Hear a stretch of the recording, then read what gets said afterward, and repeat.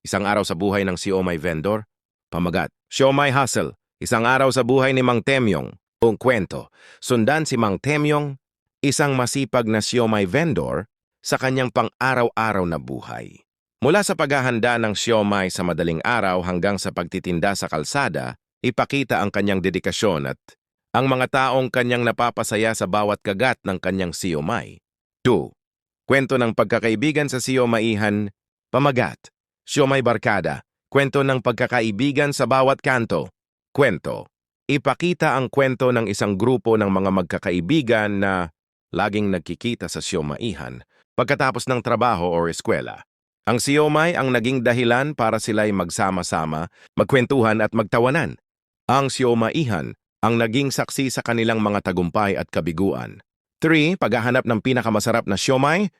Pamagat, Siomai Adventure. Paghahanap sa pinakamasarap na siomai sa bayan. Kwento. Samahan ng isang food blogger sa kanyang paglalakbay upang hanapin ang pinakamasarap na siomai sa bayan. Ipakita ang iba't ibang klase ng siomai, ang mga sikreto sa paggawa nito, at ang mga kakaibang sausawan na nagpapasarap sa bawat kagat. Kwento ng pag-ibig sa siomaihan. Pamagat, Siomai Love Story. Ang pag-ibig nagsimula sa isang siomai. Kwento. Ipakita ang kwento ng dalawang taong nagkakilala sa isang siomaihan. Ang kanilang pag-iibigan ay nagsimula sa isang simpleng pag-order ng siomai hanggang sa sila'y nagkakilala at nagkaibigan. Ang siomaihan ang naging tagpuan ng kanilang mga puso. Siomai, pagkaing Pinoy, kwentong Pinoy. Pamagat, siomai, isang pagkaing Pinoy, kwento ng ating lahi. Kwento. Ipakita ang kasaysayan ng siomai sa Pilipinas at kung paano ito naging bahagi ng ating kultura. Ipakita ang iba't ibang bersyon ng siomai sa iba't ibang rehiyon at kung paano ito nagbibigay saya at kabuhayan sa maraming Pilipino. Siomai Challenge. Sino ang pinakamaraming makakain? Pamagat, Siomai Overload. Sino ang hari ng siomai? Kwento.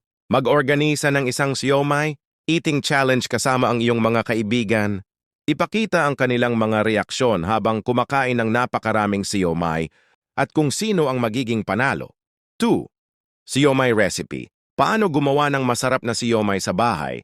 Pamagat, Siomai Master. Luto tayo ng siomai. Kwento. Magturo kung paano gumawa ng masarap na siomai sa bahay.